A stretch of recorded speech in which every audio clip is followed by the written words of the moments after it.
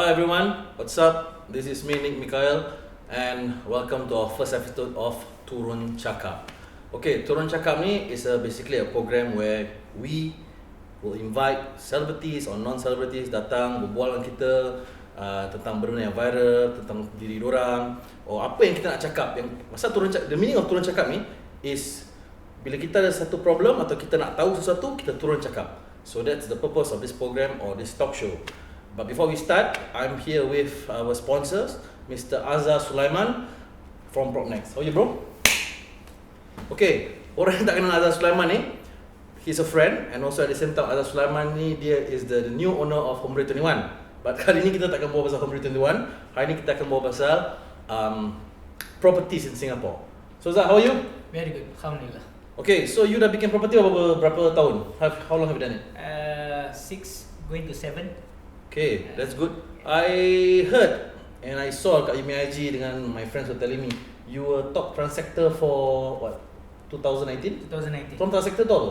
Kira I transact the most HDB cases for 2019 among all Propnex agent. Berapa case tu? Undisclosed. Undisclosed Top transactor, tapi what? Talking about hundreds lah. Boleh sampai thousands tak? Tak, for me tak lah, I don't think so. But if it's a few hundred for the whole year, that's a lot. And to be top transactor, Propnex ada berapa agent? Ada 8,500. And you are the top HDB Number one. Number yes. one among everything, Yes. among everybody. Yes. The first Malay agent to do it in Propnex. Yeah. Okay, congrats. Yeah. So you are basically more on the property, you more on HDB side ke, more on the factory side ke, more on the tanah ke, or the landed ke, which is your forte? HDB basically, but I still do upgrade or private property, new launch and all that lah. Just that tak banyak lah, pasal memang generally orang Melayu kita pun tak banyak yang naik kondo and all that. Oh, but is it? I still do I thought sekarang orang Melayu kita, everybody semua jual BTO tu beli kondo. not really That it's trend? increasing lah, the trend is there. Okay. But of course you compare orang Melayu kita dengan orang bangsa lain kan, kita lagging behind lah. But it's increasing lah daripada the year before and all that. Itu pasal diorang takut nak commit ataupun pasal tak cukup? Pasal Melayu prefer space than lifestyle. Oh, okay. They are not a risk taker compared to bangsa lain. Okay. So I have challenges lah. Sorry, I saw you the post. You are top transactor apa? Bukit Panjang. Why Bukit Panjang? Because I stay there, I'm a kira macam resident agent there. At any time I have more than 10 listing in Bukit Panjang alone to sell. And the whole of last year I got nearly 40 plus houses kat Bukit Panjang alone that I have sold lah or transacted. Oh, so for someone to claim that, pasal I nampak banyak agent, Champions of Punggol, Champions of Pasir Ris, so kira kan dia banyak transaction at that place. So it's a self-claim ke ataupun memang the company says that you can claim yourself that? Tak, pasal sekarang according to rule baru kan. Pasal dulu banyak specialize ini, expert ini, king ini, tak boleh. Sekarang dah tak boleh pakai itu lagi. Any agent cannot do that. They can say themselves a resident agent kalau dia tinggal sana, fine. But they cannot say that they are the king of here, king of there, no. Pasal it can perceive to the public that macam you say lah, self-claim aja. So it's not right.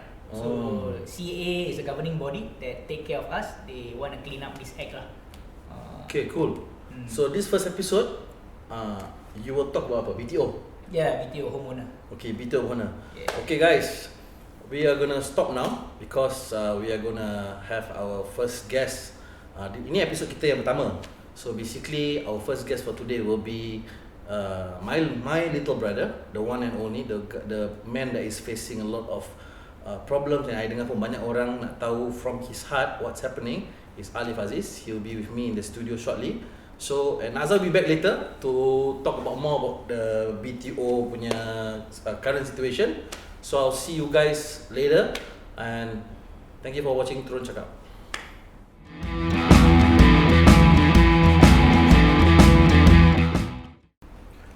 Hey, what's up everyone? This is me. I'm back, Nick Mikhail. So, macam dah dijanjikan tadi, my guest for my first episode, my little brother, the one and only, the one that is facing I think banyak cubaan in life. We have here at the studio my bro Aliff Aziz. How are you, man? I'm good. Okay, Aliff, I rasa dah banyak benda terjadi for a few months sekarang, and we've heard you dekat podcast. I've heard you at your IG live. I've seen your I've read your Berita Harian interview.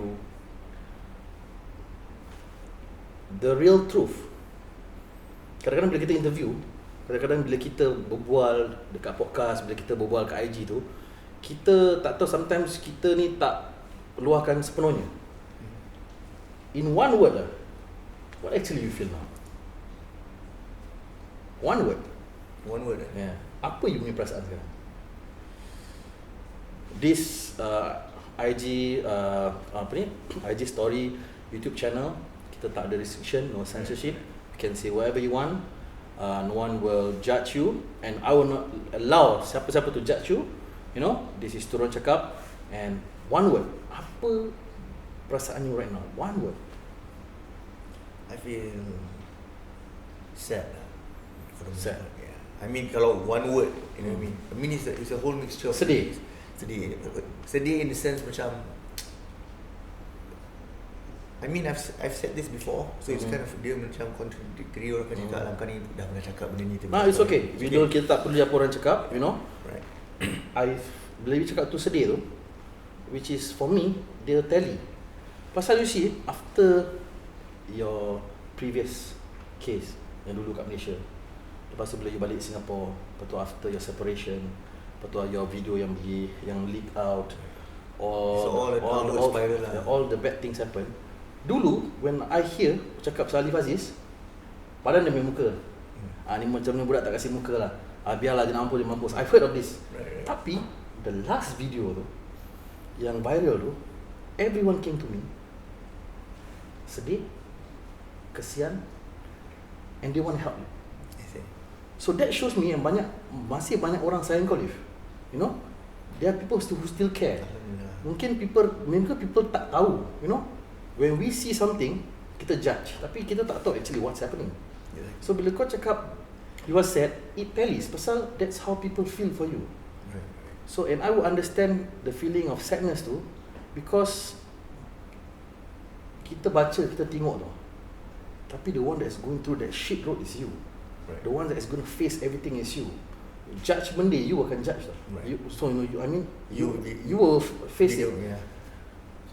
Tapi I really want to know, you know, Aliff, I have always been supporting you. I see you as my little brother. I see a bit of you during my younger days. My question is, why the same mistake over and over again? Is it because tak ada orang advise you? Is it because tak ada orang close to you? You feel lonely? You tak ada that sense of belonging? To be honest, to be completely honest, let's just, you know, Turun Cakap ni, let's just make it something that's very honest, regardless of what others may think about out there. Yang suka, alhamdulillah.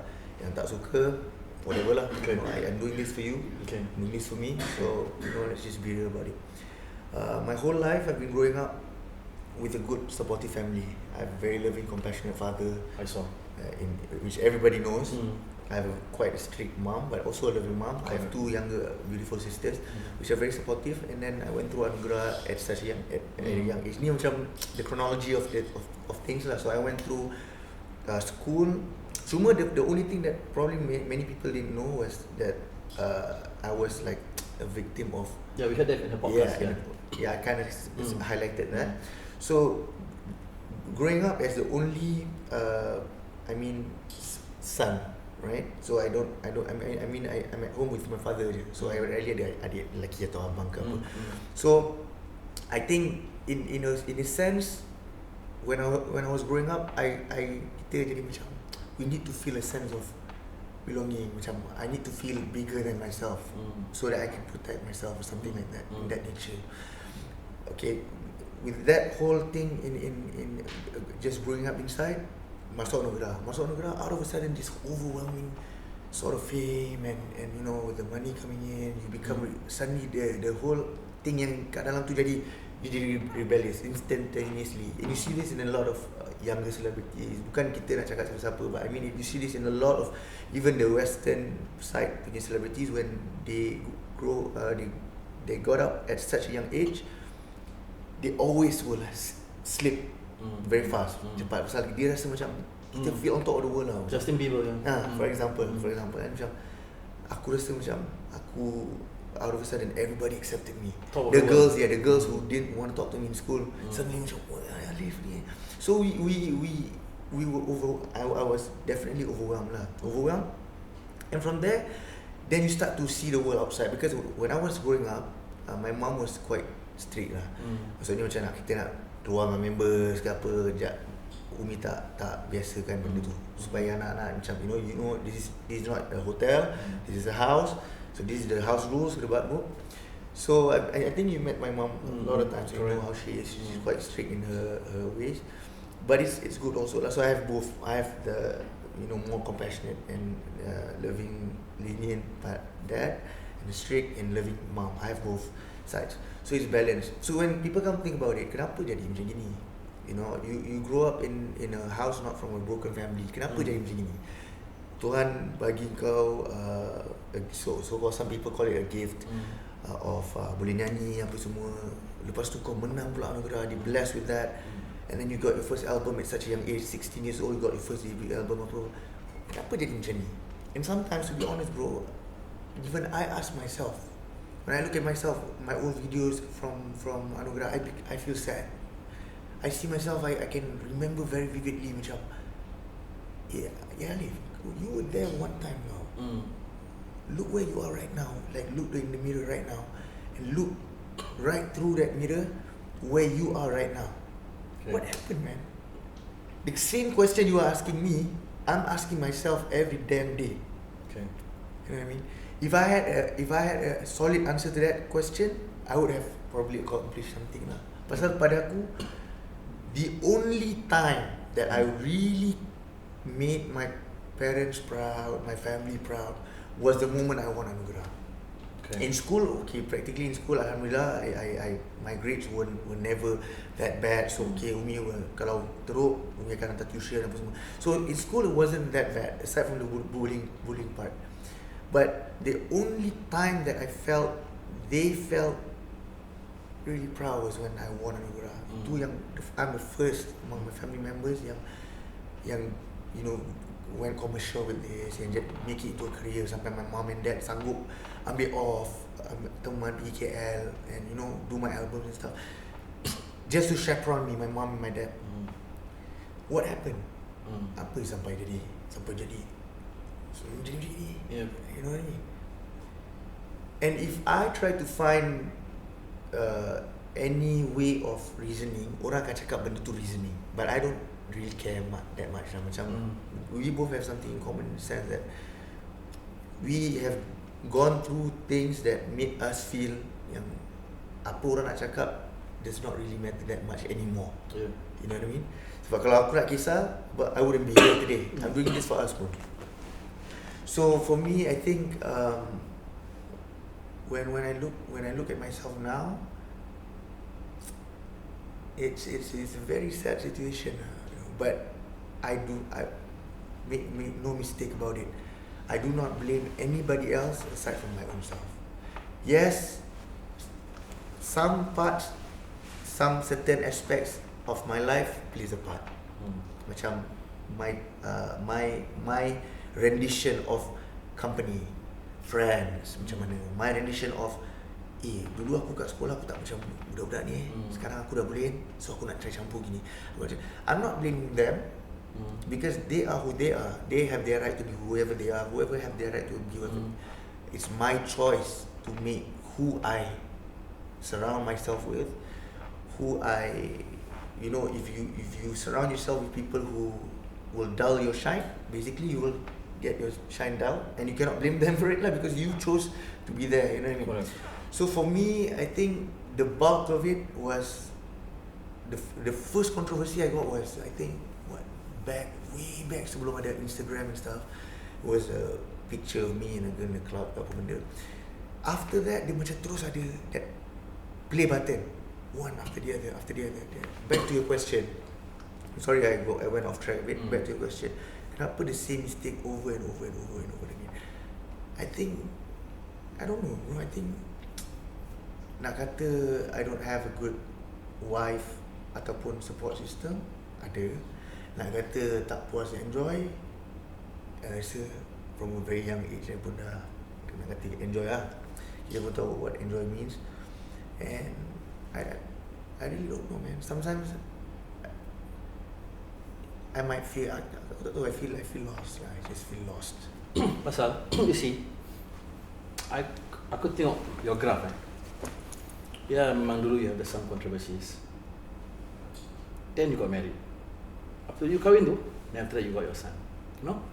I saw you became the boy transformed into a man.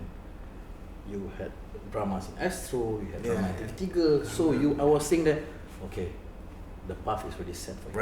Right, exactly. Then tiba-tiba, man, we made mistake. Kau pun bukan an angel. I also done mistakes. From that mistake, led to another. Then the graph tu, dia tak turun pelan tau. Zoom. Dia turun one. Lepas tu, Another level. your divorce. Divorce kau balik Singapore. Another level. Then until you got trouble with the law. Then after that, got trouble with the law again. Then you get, banyak orang kat luar sana sorry, are saying dia ni tak serik. Right. Oh, dia ni dah gila. Oh, dia ni dah lost. Yeah. But to me, truthfully speaking, from the bottom of my heart, you kenal dunia, you kenal perempuan, you kenal popularity at umur 16. Kepala akan jadi besar. Right. You go through it. Then you got married. You see some people, orang boleh have this definition tau. Oh, orang tu dah kahwin, dah ada anak, dia dah relax. That's very wrong. Your life starts when you have a wife, when you have a kid. It's not your life stops there. Don't. Then sometimes we are up to mischief, and sometimes kadang-kadang kita buat benda tu yang kita tahu tau, gua angkat ni jalan, gua mesti down ni. Yes. Tapi kita tetap angkat. You know? That stubbornness in us.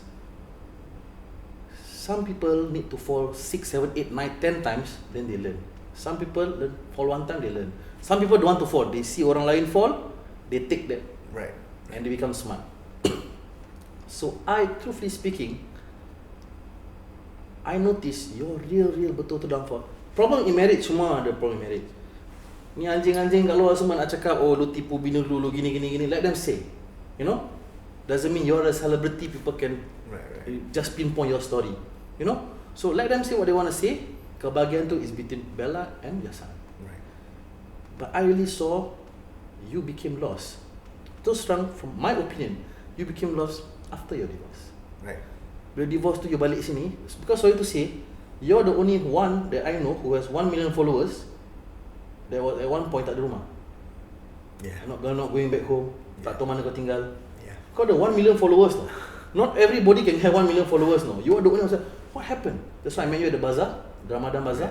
Yeah. And I say that. And I wasn't even in a good state, to be honest. Correct. At the time. And I'm sure you know about it also. Yeah. But we have to go dive into that. That was an internal conversation we had back then. But if I had listened to you back then, it would have probably saved me. See, the problem with me, I think, is macam mana nak cakap aku I don't know, bro. I think you couldn't be more right when you say that after the separation was the start of the downfall. Was because I started questioning myself. Kenapa, baru nak teringat macam ni. Dan orang akan cakap, padan muka kau gila talak, lu bawa bomb bash semua. And then you at home you feel ni meracau lah. All this, I think people who have gone through it would have understood it. But the extra mistake I made was to have a brush with the law, if you will. Yeah. At a state in which no one understands now. At that point of time, whether they depressed ke, whether dia ni, you going somewhere haywire just up here. But that thing doesn't stand in court. To them, if you're guilty, means you're guilty. If you're whatever, doesn't matter. So to me, to use that as reasoning, orang akan cakap benda tu reasoning. But to be honest, I think the bulk of my downfall was because I couldn't control up here. My whole family tried to support. Macam, tak apa abang, kita ni, my mom was very supportive, my dad, everybody was very supportive. So to say that I Aliff lepas dia divorce, dia punya family pun tak nak. It's not. Mula-mula my parents was quite upset, especially my mom lah, was quite upset. So mula-mula when I came, I was quite down. Like you said, I was like tumpang rumah kawan ni, tumpang rumah kawan ni. Until you gave me that chance to be on that podcast, in which I would remember forever, bro. Because at that point when you called me and said, bro, we need to talk, I have this thing that I want you to do, whatever. I didn't think much about it at that time, whether or not people, but I just did it, and it came out how we wanted it to come out. So for this time yang kita nak buat Turun Cakap ni, I was quite worried actually. Sebab orang akan macam, Aliff, kita dah penat. Because honestly, if you ask me, if I look in the mirror myself, I tell myself that aku dah penat. Okay. Aku dah penat lah. And kau tahu kan kenapa kau penat? I tell you why you're penat. Dia macam ni, Aliff. Kita langgar manusia satu kali, tak apa lah. Kasih dia kasih dia. Kita langgar orang 2 kali, kasih 3 kali, 4 kali, 5 kali, sampai 10 kali.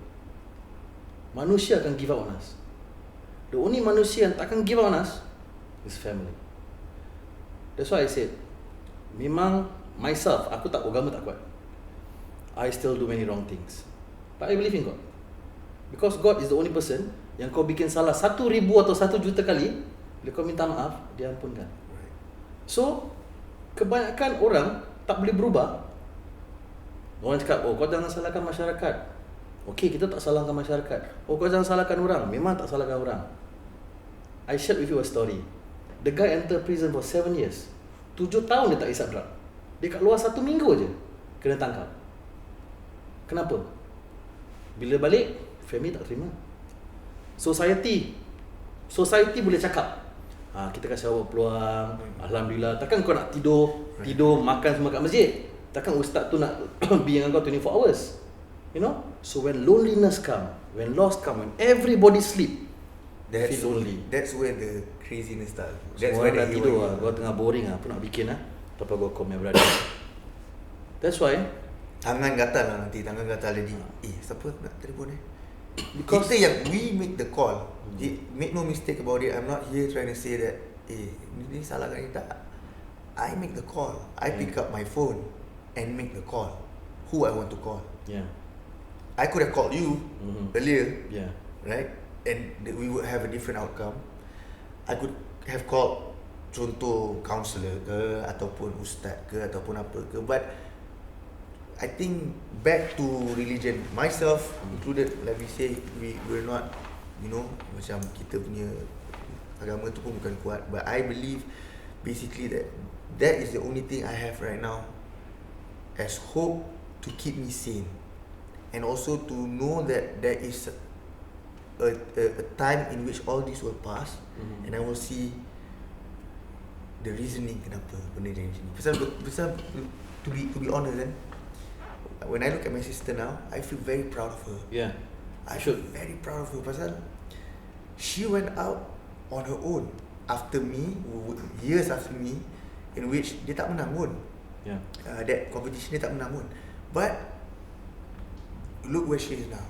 She's doing crossover, she's doing this, she's doing that. I'm very proud of her, and I should be the primary example of her. If she's like that, I should be, given what God has given me from the start, given what I had from the start, I should be way up higher. Dah married, dah apa, relax lah. You are a very fine example of, ada orang cakap bila kita lost tu, bila kita empty tu, kita akan go down. But the truth is, bro, you are not lost. You are not empty. You don't come from a broken family. You got a very loving mom, sibling, dad. You have Bella, love your life. You have Eden, your son. So basically, lu tak seorang tau, bro. Cuma lu rasa lu seorang pasal lu jauh. Right. I feel you know why? I wake up every day. Before I got married and have son, mom tak ada, abang tak ada, kakak tak ada, brother tak ada. Semua Allah dah ambil. I am the only one who can say that I really feel alone. But aku pun takkan cakap, oh gua pasal macam inilah gua jadi macam ini. it's my choice. Right. It's our choice. I took that route. Right. But when I got married, when I got a son, the handbrake was there before I do anything. Apa-apa pun susah, apa-apa pun yang that's coming, before gua go, my son face come. I wish to tell you that you're not alone. Memang bro, semua orang perlukan brother. Tapi certain brothers, we have to accept, kita brother minum kopi lah. Kita bukan, I cannot go that kind of life anymore. And I believe, because bila aku nampak kau, I really see a young me. I really see a young me. And aku proud with people who have, I was from the industry. I had dreams to make it big. So when I see my little brothers like yourself, like Hisham Hamid, who are top in Malaysia, perjalanannya aku takkan sampai. Aku tumpang that gembira. So and I treat you guys like my circle, macam walaupun I don't call you every day, I don't meet you every day. Before your controversial, we don't even, before your apa ni, yang kontroversi dengan Zaidi tu, we never even talk. Yeah, right. But I got faith in you. Terus terang cakap, banyak orang ada faith dengan kau. Like I said, macam orang meninggal, sekarang tak rasa tau.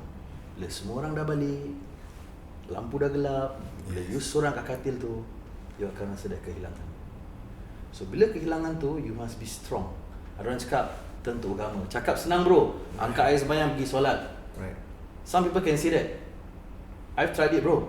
I tried to change, I tried to berhijrah so many times. Hancur bro. Because I'm not ready.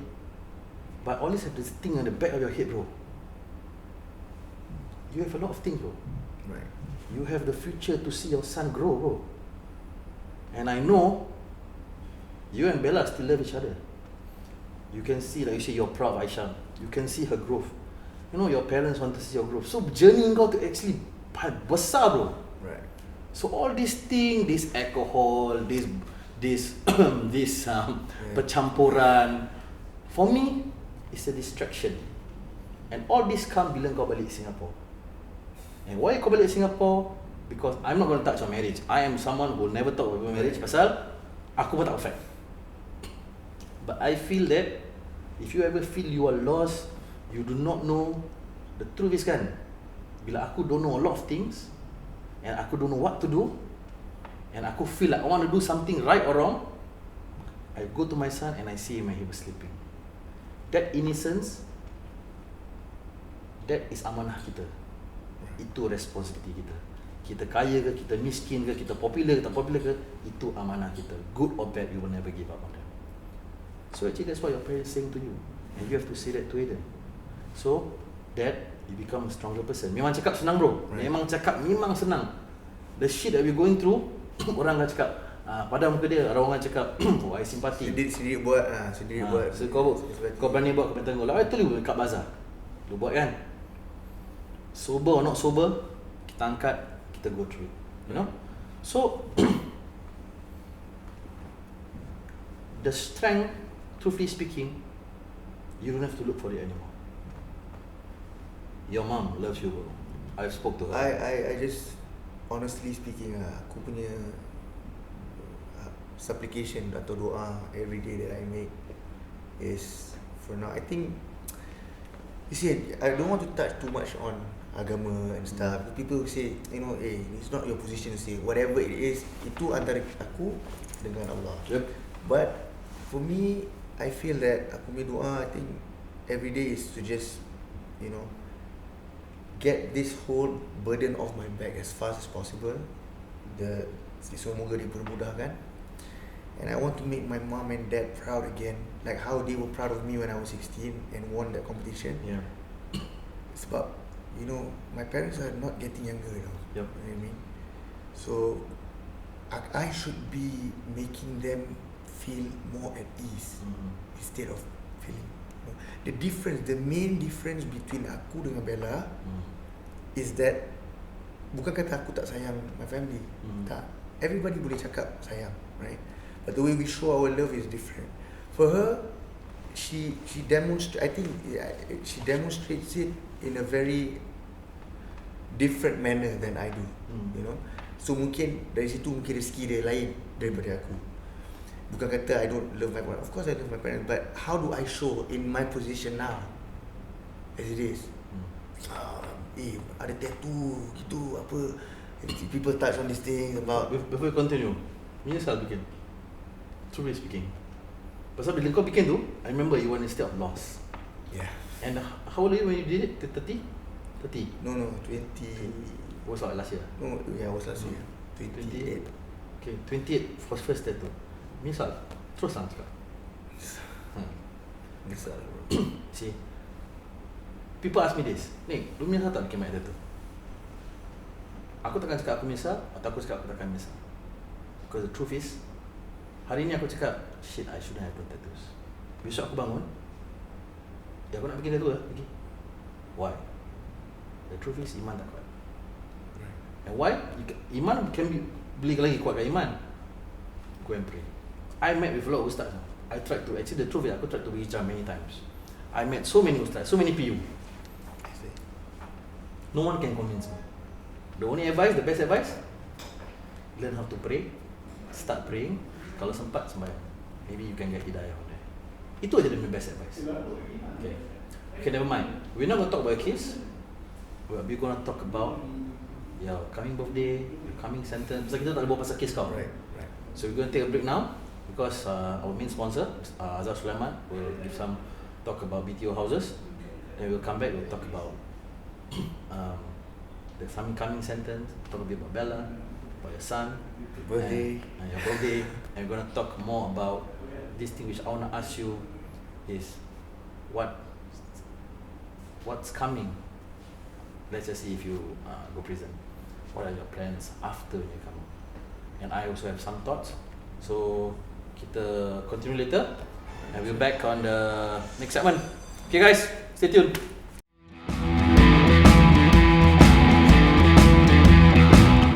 Hello everyone, today I'm going to talk about BTO homeowner. So for those of you that have bought a BTO recently or a few years ago, then you have made a very wise move back then. Because back then you bought a resale flat, right now you're going to sell that resale flat, you will have a negative sale. What is a negative sale? Negative sale means when you sell the house, you won't get any cash out of it. But those BTO owner, if you are selling the house now, you can stand a chance to get from anywhere from $50,000 to up to $100,000+ in terms of cash proceeds. So especially those of you that bought a resale flat after 2010, confirm plus chop you will rugi or have a negative sale. So technically, if you think about it, if you bought a BTO 5 years ago or plus the waiting time of 2 or 3 years ago, after 8 years of wait and living there, you get a pot of gold with the stated amount lah, like just now. So it depends on how big or how small the pot of gold is. For those homeowners that bought Pinnacle at Duxton back then during their BTO, their pot of gold is up to 500,000 for a 5-bedder. So it depends whether you are daring back then or not. So like I mentioned, that is where the question comes next, whereby you wanna do another pot of gold, or you buy another resale where your pot of gold will slowly diminish or makin sikit atau makin kurang. Yeah. So for me, I like to push or to educate more of my client to make as many pot of gold as possible. It's not about being greedy and all that. It's for your own future, for your family, for your loved one and all that. So how do you know whether you can make another pot of gold? So there are a few ways to do that, to make another pot of gold. One way, you buy another BTO. Of course, you have to take into consideration the levy and all that. Yeah. But it will take you around 8 years to get that pot of gold. But you are financially stable enough or your income is good, you can go to private property, where it will take around 3 to 4 years to get that another pot of gold. Another way is of course to just on rental income lah, which is very slow and all that. There will be capital appreciation only when you buy a house that is not completed or when at the start. Gone are the days back then when our parents' time where they buy the house up to as low as 70,000-80,000 and they sell it for 200,000-300,000. It won't appreciate that much anymore. It will only appreciate once when the MOP or when the BTO reach MOP. After that, it will slowly depreciate. That will be another topic altogether, where prices of resale flat or houses depreciate like how car or motorcycle is. So for now, we concentrate on making money, whereas to make that pot of gold. My most recent client, he and she bought. I mean, he sold the BTO house for 430,000. After that, they stay with their parents or in-laws' place. Then they park all their CPF and cash into a private property that have not been completed yet, of course. So after 3 years, they are gonna get another 100,000+. So that's where the cycle goes. Every 3 years you do the same thing, or if you are going the BTO route, you do every 8 years. But take note, BTO you can only buy twice in your lifetime, so you can get that pot of gold only twice. After that, you got to concentrate or go through the private property route. So how do you know whether you are able to buy a private property or not? Do contact me at 900-444-80, and I will do all the financial check and make sure that you can really upgrade or buy another BTO without really compromising on too much inconvenience in terms of your stay or you're financially able to cover all that lah.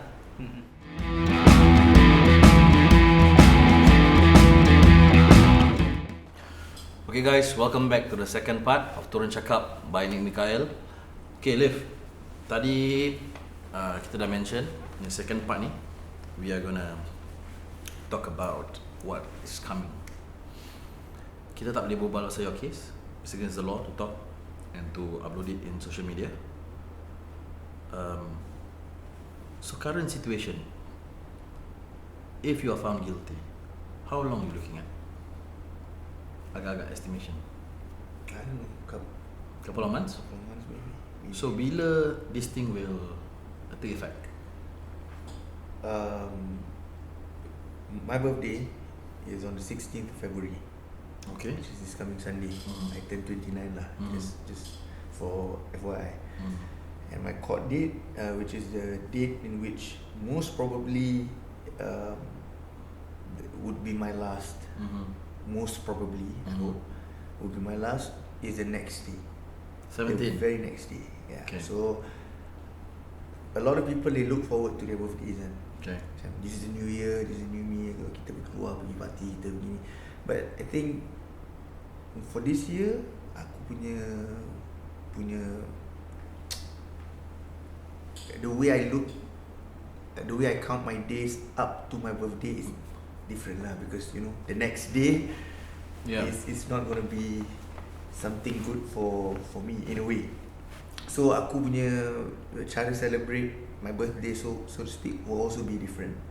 I will probably have more time with my family and just be mentally prepared. Will you be seeing Bella or Eden before your? Yes, most definitely. Yeah. Most definitely. Okay. I mean, they are coming. They're coming. Actually, they are coming this coming Aku Friday. rasa that will give you a bit more closure. Right. When the day of sentencing tu, because you will get to be with your loved ones lah. Right. You know. I mean, it's a good closure, but at the same time, it's a sad thing to actually, you know, your son barely understands anything of any of these things. In which, in our age and era, benda yang dah naik nanti dah tak boleh turun. Correct. So nanti orang akan tanya, orang pernah tanya, Aliff, kau tak fikir ke nanti anak kau besar tengok bapak aku buat macam ni, buat macam tu.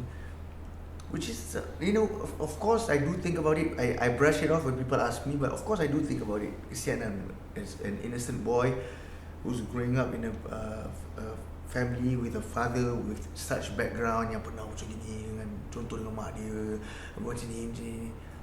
But like you said, a lot of times to me personally, this is a journey that we have to go through.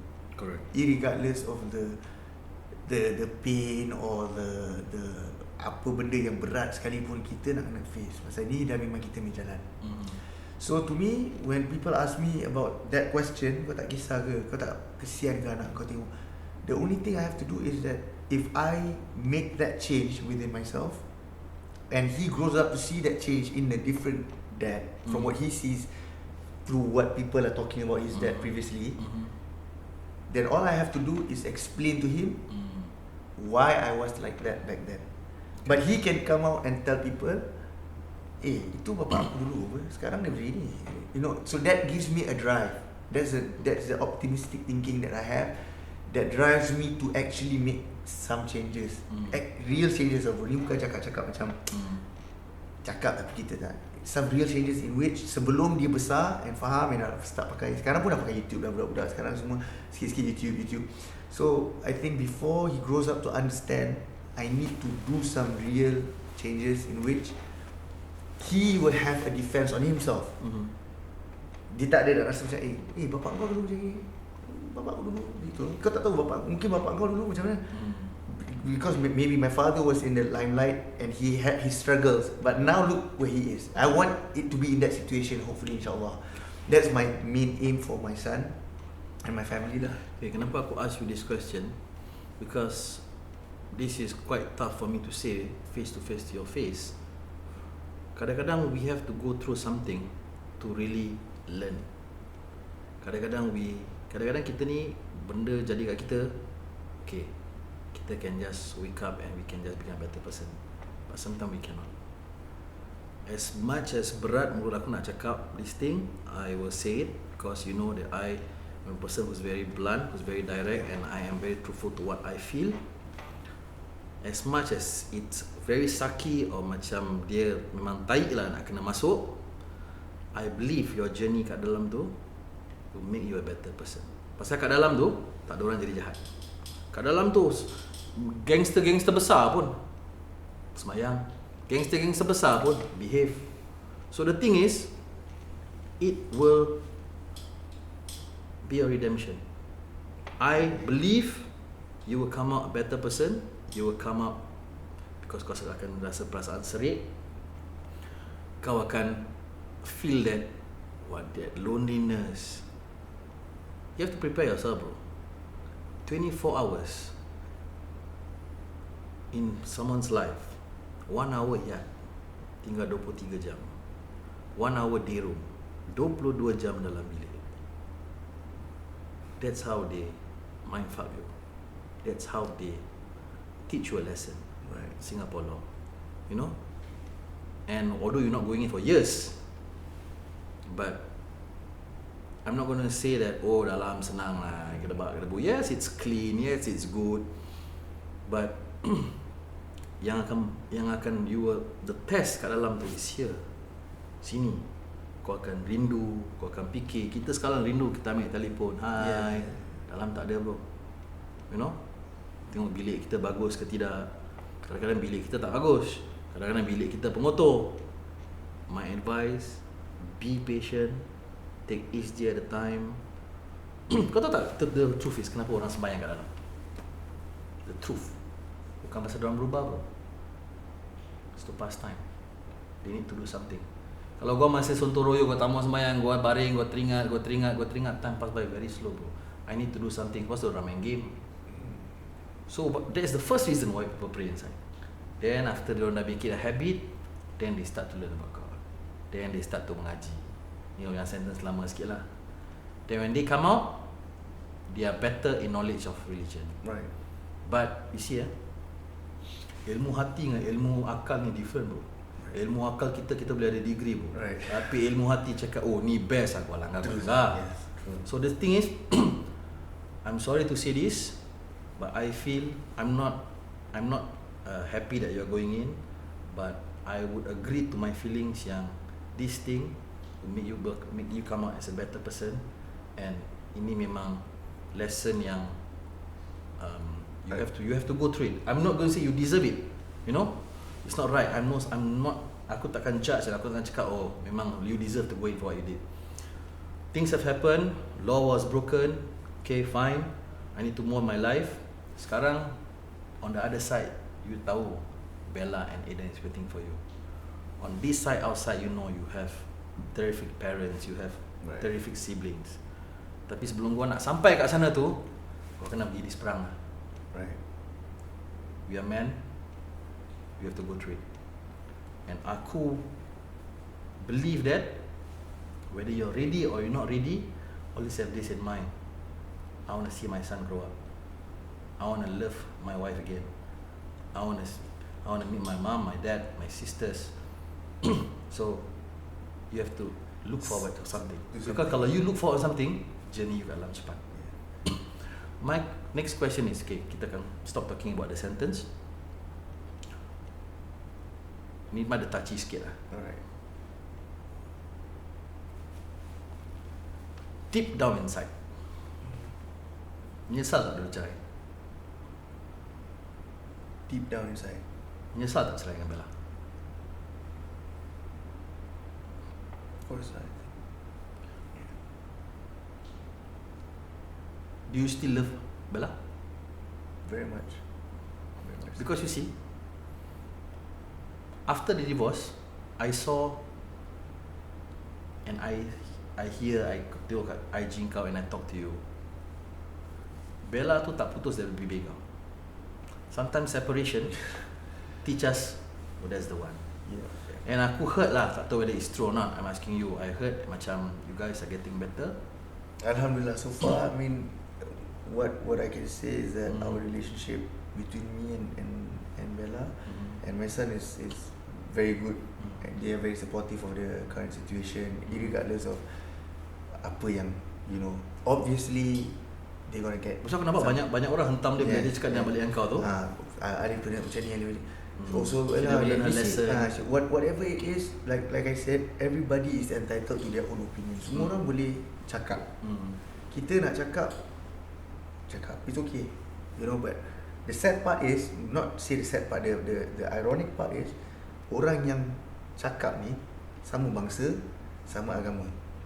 In which kita pun yang orang kata keluar jahat ke apa, orang kata tak terlalu religious pun tahu yang kita punya bangsa dan agama tak menggalakkan backbiting. Because why? Even if you backbite somebody, irregardless of whether you know that person or not, the only way to seek forgiveness is to try and meet that person or find solution. So when people say something, it's very easy to say something macam, Bella ni kau ni memang bodoh lah benda contoh kan. Carilah lelaki lain ni, si Aliff ni dia cuma gitu. It's to me, dia seolah-olah macam ni. I put it in my mind in the sense macam kita ada tabung, orang datang nak derma. Kau nak buang tu tabung ke, kau nak letak je tu tabung? Pasal orang nak derma ni. In to a certain extent in my knowledge of religion is that when somebody talks bad about you, they take one of your sin and you take one of their good deeds. That's what to a certain extent of my knowledge lah. We don't go too deep into this. So pada aku, the way I think about it is, if you want to donate, by all means, you know, because at the end of the day, the container of donation is there. Kalau kau nak donate your good deeds to me, because I have a lot of shortcomings. I have a lot of things that I wish I did not do and stuff. So kalau lagi ramai orang rasa diorang nak donate, diorang rasa generous, diorang nak donate, backbite Aliff Aziz macam ni, Aliff macam tu, Aliff Bella bodoh macam ni. All this you are rewarding us in a way that we cannot see now. So this is to a certain understanding lah. So pada aku, that is how I don't really care that much.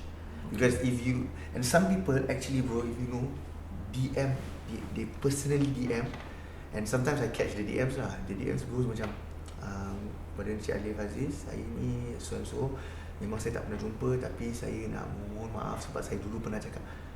To a certain extent, that some people that actually they realize apologize and actually try to physically apologize, tapi tak boleh jumpa, they went to social media.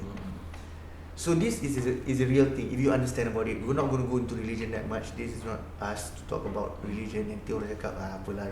But to a certain extent, kalau orang nak donate, keep donating, keep on talking about bad about other people. Ya Aliff tu, Aliff ni. Yang jawab besok, kita jawab untuk kita berdiri. Jangan jawab untuk ini. Pasal I see many people, kalau lepas kau punya kontroversi dengan Bella tu kan, try to ride on that popularity, that 1 million that you have, that 1 million. Sekarang dia Bella is at 1.4, 1.5, 1.8 ni. 1.8. Many people are trying to. Dia gini Liv, when you had a lot of problem, actually many people came to me, but I didn't go to you, because you see, I find that memang daripada orang tu punya niat tu aku nak tolong Aliff Aziz. Tapi I saw a different agenda. I saw, he can, I can help him, tapi maybe he can help me back by posting at his social media, by posting at my social media. Dia gini, when you want to help someone, seikhlas-ikhlasnya, and to make that person better, we don't need to have any posts. You know, from day one, since you came back, I would always avoid posting things about you. Maybe one gambar to tell people don't give up on you. Aku tak ada live, lu ada 1.1 million followers kan. Kau post aku punya profile kat kau punya profile, jadi aku get more followers. I'm not saying yang orang-orang yang nak buat ni semua jahat, ataupun orang yang nak buat ni semua dorang tak sincere. But for me, kalau betul-betul you want to help someone, atau betul-betul you nak advise someone, you want to see people happy, don't write on them. Tapi tu yang aku nampak banyak orang try to write on you, try to write on Bella, try to masuk campur. Because end of the day, happiness rumah tangga tu you and Bella. Right. Ini kita cakap pasal you and Bella tau, tak cakap pasal Ida, tak cakap pasal family. And you have that. Lu dah bikin macam-macam bro.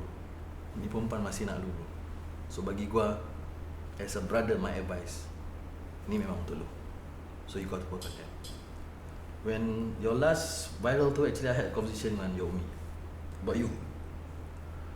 There were a lot of frustrations, but I understand. But I keep telling her satu benda yang tak putus dari mulut aku. We cannot give up on you. When kita give up on you, might as well take a knife, rodok diri dulu lah, lu mampus pun bagus. When we give up on someone, and I feel that I cannot give up. Family cannot give up. Your Bella on the other side cannot give up. And the truth is, kita semua tak give up. Orang kat luar sana, apa tahu, if they feel a big accomplishment, biar dia mampus, dia tidur sedap tu, aku dapat maki dia, dia dah jadi, dia bukan keyboard warrior pun, dia macam apa tahu, I get to live today, aku dapat screw Aliff Aziz, aku got to say this. But end of the day, kenikmatan tu dia tak dapat. Dia jadi SDD tu artinya stupid dandam tu orang tu.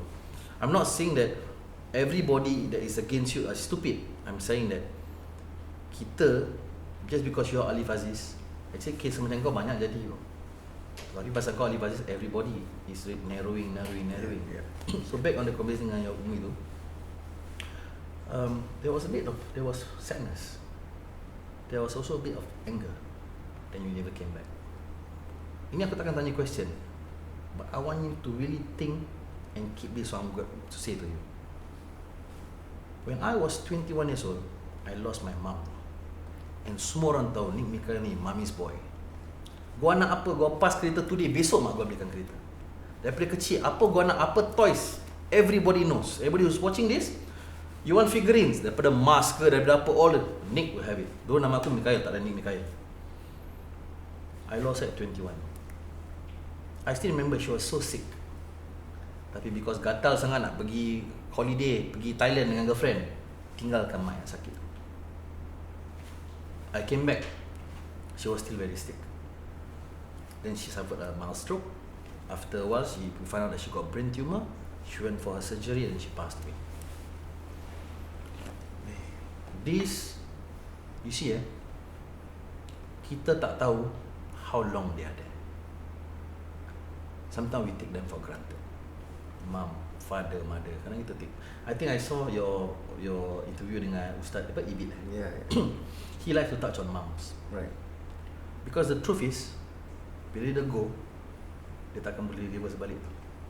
Apa lu bikin, lu masuk, lu keluar, reverse balik. You boleh making things better. Tapi orang yang give birth to you, your father who raised you, orang tak ada. That's why I say. And you have not felt that, but I may tell you, from the bottom of my heart, that is one of the most fuckest feeling that someone can ever go through. Gua pernah wake up satu hari raya, yang gua tak sedar tu hari raya, and gua realise gua kena pergi 4 kubur pasal gua tak ada siapa-siapa kan.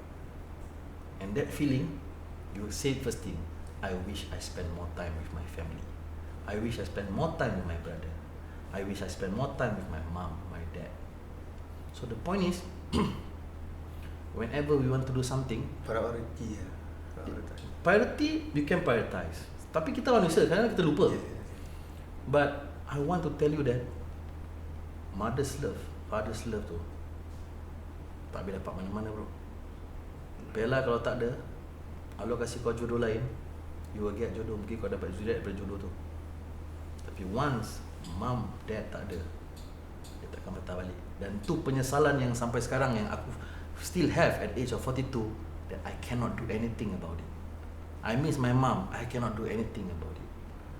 So whenever you feel empty, like I said tadi, lu tak empty bro. You ada mom, you ada dad, you ada 2 sisters, you ada Bella. Your life actually full bro. Cuma kadang orang tanya, lu dah ada semua, apa lagi lu nak? Kalau tak ada orang bikin salah, tak ada jail. Subcourt tak ada duit, tak ada orang buy fine kalau tak ada orang bikin salah. I have, you know, if you make it in life, bro, aku tak dapat apa-apa bro. Orang pun tak dapat apa-apa bro. Those yang wish you well. Tapi kita tumpang gembira to see that we were a part of the people that believe in you, and you became a better person. You know? So the advice that I want to give to you,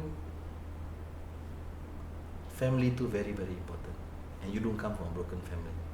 Your family is a very good family. So you have to, you know, families we fight, we curse at each other. End of the day, pertalian saudaraan tu you cannot cut. Aiden tu, people can take him away bro. People can take him away, people can, dia tak jumpa lu bro. Tapi the fact is, itu zuriat lu. Silaturahim tu takkan putus. Siapa pun tak boleh putuskan. You know? Wife, you know, kita nak cakap lah, habis-habis lah. But that's where I find you can find your strength from there. Macam you tanya, aku lost, aku tak tahu aku punya strength tu dari mana. Itu strength lu kalau nak tahu. Lu punya strength tak payah cari jauh bro. Tak payah cari brother, tak payah cari people to back you up, tak payah cari alcohol bro. Dia macam ini bro, satu kali jeep steam, power hilang, bangun, alamak power lagi lah, dia takkan pergi. But to see your son's face when every morning when you wake up, aku begin more to appreciate family when, you know, I lost, not lost lah, when my mate went back and aku have to send my son to school every day. Every morning I wake him up, I see his face, I send him to school, I fetch him from school. And I realised that I should have done it long time ago. Kenapa aku ambil school bus? Because to see him walk to school, to see him come back from school, bro, tu feeling bro, tak boleh beli bro. Tak ada orang boleh kasih kau. So you should look forward to that. Memang nanti lu akan kat dalam, lu akan macam, oh bila ni nak habis, but always look forward. Dalam otak ni jangan kasih kosong. I will finish this, I will go back Malaysia, I will Have a plan. You must have a plan, you know. I mungkin it will take time for the industry over there to accept you. But when they accept you, you know, you get back to do what you best. Bro, lu boleh nyanyi, lu boleh berlakon, you have looks, you have height, and it's proven because you were there once. Memang orang yang semua cakap, tak adalah dia tak boleh patah balik Malaysia lah, oh he won't become a hero. Itu semua orang yang, for me, either they are jealous or they are judging you. Tapi who are they to judge? Masalah aku bukan baik sangat. Kadang-kadang aku pun judge. Tapi when I realise it, I sit back and think, kenapa saya nak judge? I cannot judge a person. Kita manusia tau, kita ada that ill feeling tau. Pula people like us ni, we are not close to religion. Wah, kita main negativity from this setan banyak tau. Kadang-kadang macam, but we have to think lah. Kita punya strength tu, kita punya redemption tu, kita punya belonging tu kat mana. So I said I want to, one of my main goals in life now after this whole thing ends, hopefully soon enough, is to go back on track slowly, inshallah, whatever way that may be. I wouldn't be able to say it now, but I want to see the day in which, macam baru-baru ni yang menang AJL, Naim. Congratulations to Naim, by the way, which is a very good song. Dia menang. That would be, I was imagining when I saw that footage, I was imagining, what if that was me? That moment, and the exact moment yang aku menang anugerah, that I pernah menang this macam anugerah Planet Music stuff, that moment where your name is being said as a winner, for example, and then your family have this feeling yang kau tak nak express tau, this proud macam sense of, you know, we raised you up well, now you know you repay us back in a sense yang kau membanggakan. Because I have caused a lot of pain to my parents, the utmost. That's when whatever you talk to me about parents tadi tu, it really kind of really sink in deep tau. Pasal once they go, you want to come back, and you can never replace. Correct. Your father and my mother. And my father and my mother, they are not getting any younger. I'm not getting any younger. I must get more wiser, not dumber, and not become selfish in the sense that pasal apa yang macam kita cakap, macam what you said just now, pasal apa yang hati kita nak buat at that time, nak steam ke, nak perempuan ke apa, any evil thoughts ataupun evil deeds yang kita rasa nak buat at that moment, we feel selfish and we put all this thing behind us. Nanti cakap lah. Aku punya perangai gitu bro. I admit to you now, I have never admit this before. I admit, I'm the type of person yang macam tak apa dah buat dulu lah, nanti baru cakap. Which is a very selfish move. I admit that from myself. It's okay. Biar orang nak cakap, kau ni cakap. It's okay. I admit it myself. I've been that way, and now at least aku realise it's a selfish move. And nak buat nanti cakap. Nanti belakang boleh cakap. Kalau belakang tak boleh cakap macam mana? For example kan, kita semoga dijauhkan, you know, whatever that happened to you, happened to me, I wouldn't know how I would react, bro. I would probably go insane. Devastation. I wouldn't even come close to even thinking about it now. You know what I mean? It scares me. After bukan, not to offend you in any way, but after listening to what you told me about what happened to you, between you and your mom and all this, it makes me feel a sense of fear, in which is a good thing, and I pray that God instill that fear, keeps that fear. Bila, you see, the thing is pada dia macam gini tau. Aku pernah pergi tengok ceramah. Dekat dalam ceramah, dia orang cakap pasal religion, about the life after death. For example, the topic of the day is life after death and stuff like that.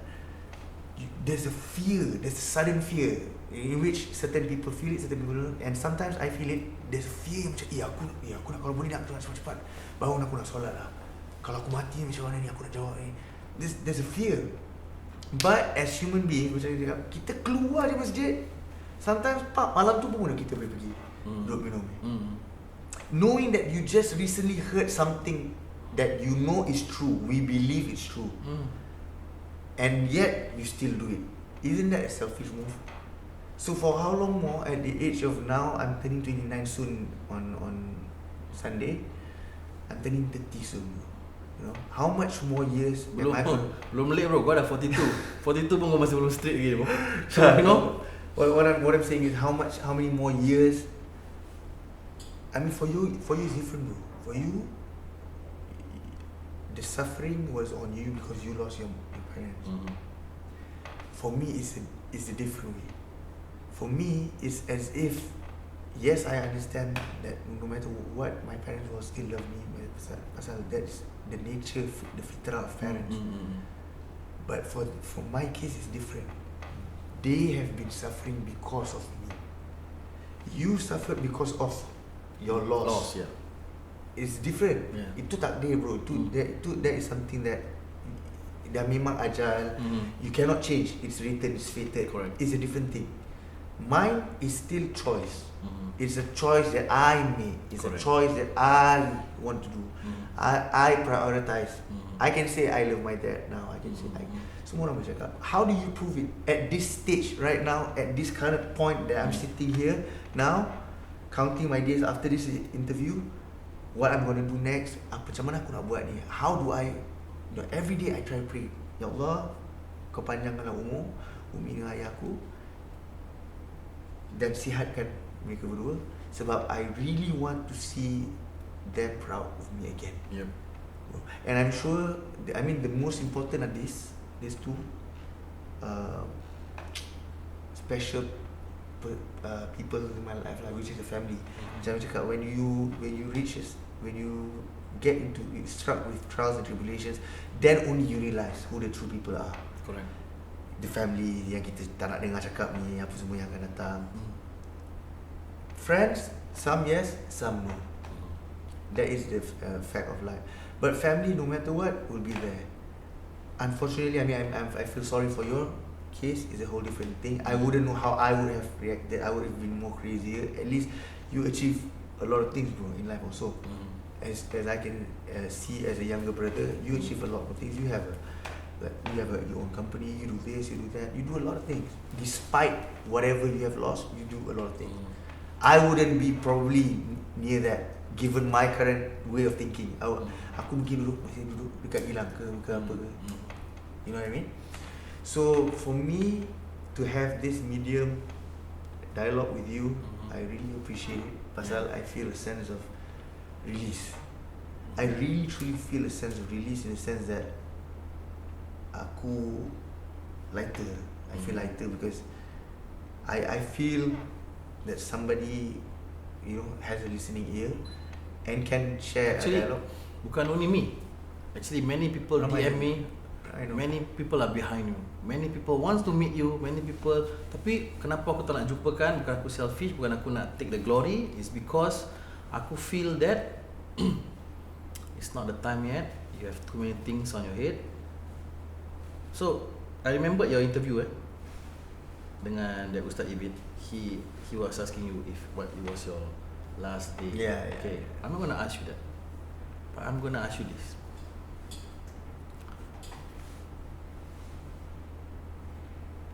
Kita tak tahu future tu apa tau. Kita tak tahu apa akan jadi. Mungkin bila kau keluar lu lagi rabak, kita tak tahu. But right now, since your controversy kat Malaysia, your divorce, you came back, you do so many things yang lead you up to until you have to go away for a while. You have failed, you have disappoint many of your fans. Sometimes you rasa you disappoint your parents, you disappoint Bella, you disappoint Aiden. I would really like you to tell us, what would you like to say to everybody who you have wrong. Kita tak payah address orang yang judge kita, pergi mampus dengan orang, you know. We address benda yang kita pernah buat. So I think how I want to close up this interview is, I would like you for the first time to open up to Bella, to Aiden, to your parents, to your fans, to the people who believe in you, and tell them what you want to say to them. Well, first off on my list would be, of course, my parents lah, Ayah and Umi, and you know, my dad is here. He's a very compassionate man, beyond words, beyond words. If I can even come close to a fraction of how my dad was to me, is a blessing for my sons. Really, that's semua orang yang kenal my dad will know. And for my mom also, you know, I caused a lot of suffering for her. Herself, she's very active on social media. She likes to share her thoughts as well. You know, she's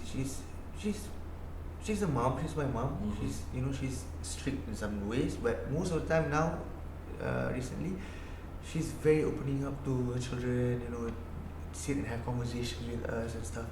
So for me to see her in a suffering state because of me, as if I was still 21 years old, as if I was still 18 years old and they were like 40 something, is I you can see macam I hate myself right now. You know what I mean? Whether people want to believe it or not, that's none of my business. I want nothing to do with that. What I can say is that when I look at my parents now, given my current situation and where I'm standing at, my bank account, where I'm staying at, my current position, the people that are surrounding me now, and where I'm heading. Nak cakap lost, you just guided me to what I should look forward, in which I thank you very much for that, bro. Because to say you're lost is quite a reasoning, if that's the case, because I have a powerful support system now.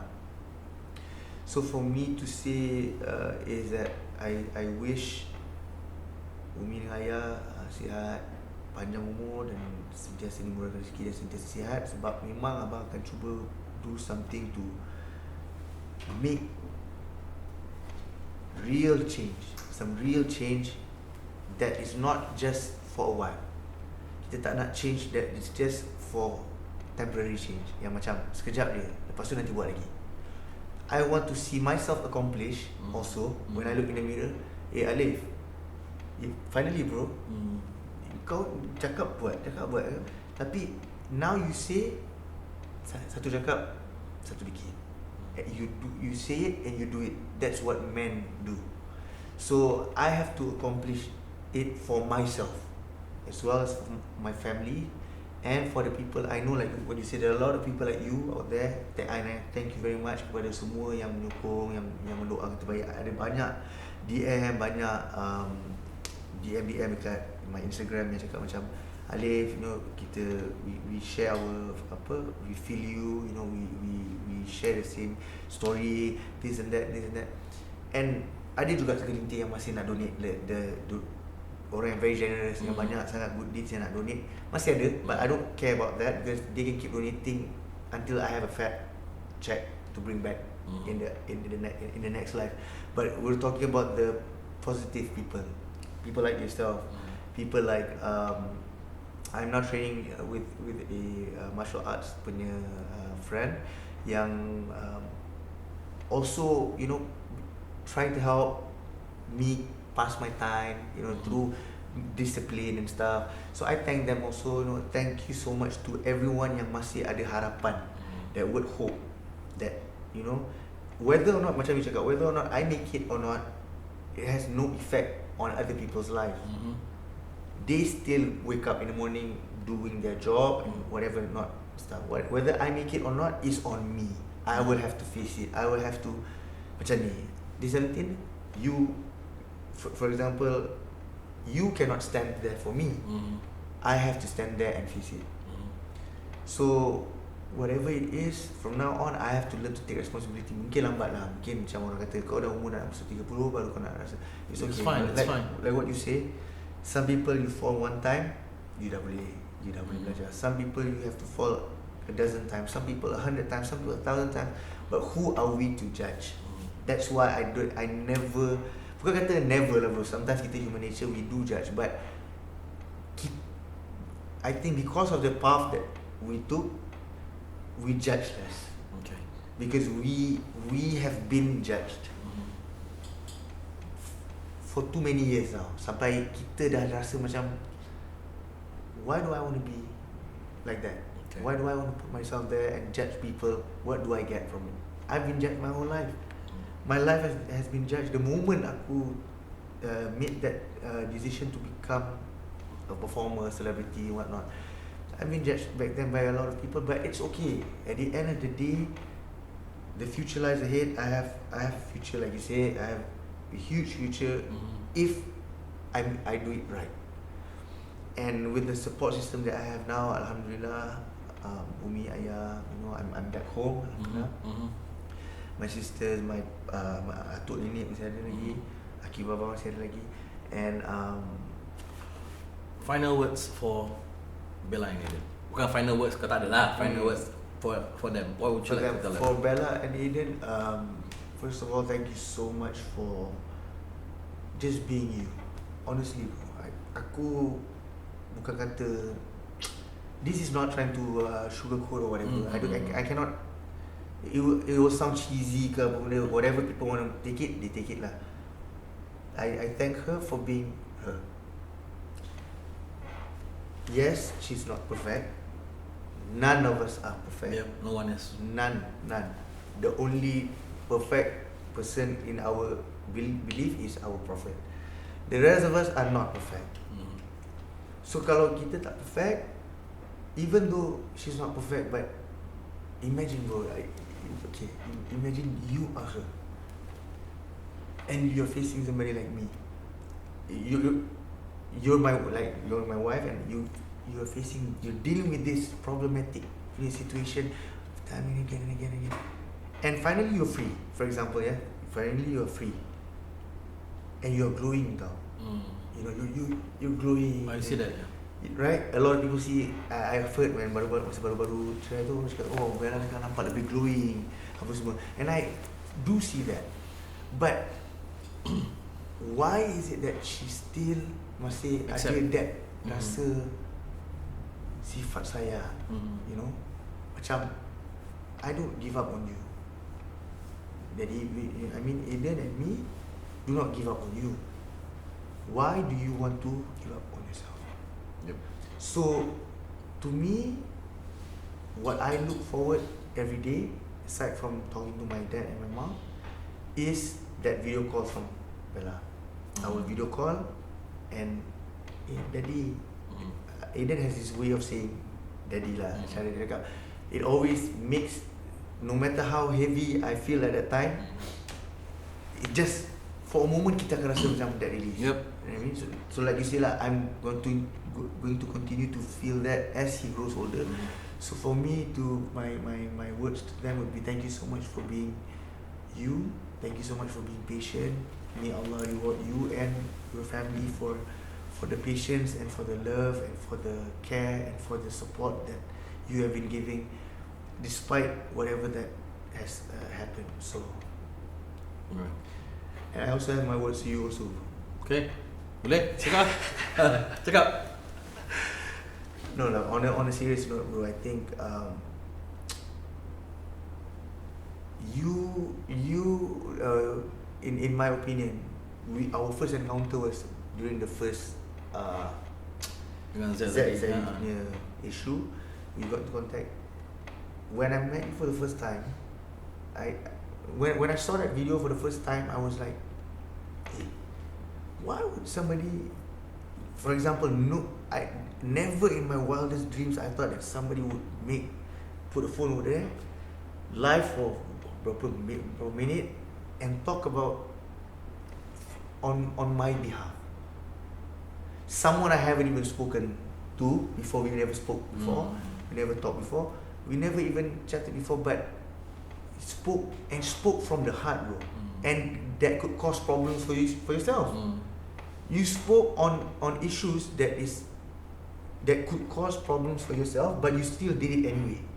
That is hard, bro. That is love. That is hard. From that moment on, that is where I realized that, orang nak cakap apa, boleh cakap. You want to say somebody, Nick tu macam ni ke apa, benda full of that, you can say whatever you want to say. When you feel hard, you feel hard, bro. You don't have to give a flying, you don't give a flying fuck about any of these things.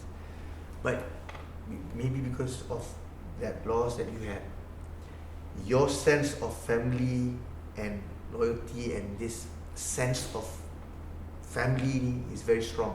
Even though if that person belum pernah jumpa lagi, especially us Singaporeans, in which I appreciate very much, and I'm sure a lot of us, all the friends of yours yang kenal kau, tahu kau macam mana.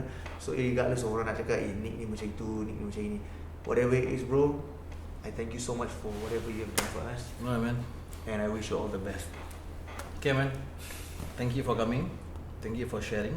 Thank you for becoming the first guest on my show. Thank you for having me as a first guest. Thank you. And I wish you all the best. Thank you. You are going to go through this. Go in, come out, go back Malaysia, spend time with your Aiden, be a better husband. Aku tak nak cakap good husband, be a better husband. Go back to the screen, be that 1.1 million Aliff Aziz, because that's what I want to see. Alright? Sure. Okay, that concludes kita punya episode 1 of Turun Cakap by Nick Mikhail. Thank you for watching. This episode is sponsored by Azhar Sulaiman from PropNext, and also this we are the media production for this is Yas Media Production. So we'll come back with episode 2 soon. So thank you very much for watching. Thank you, and always remember loyalty, unity, brotherhood, family. Hombre salute. Night.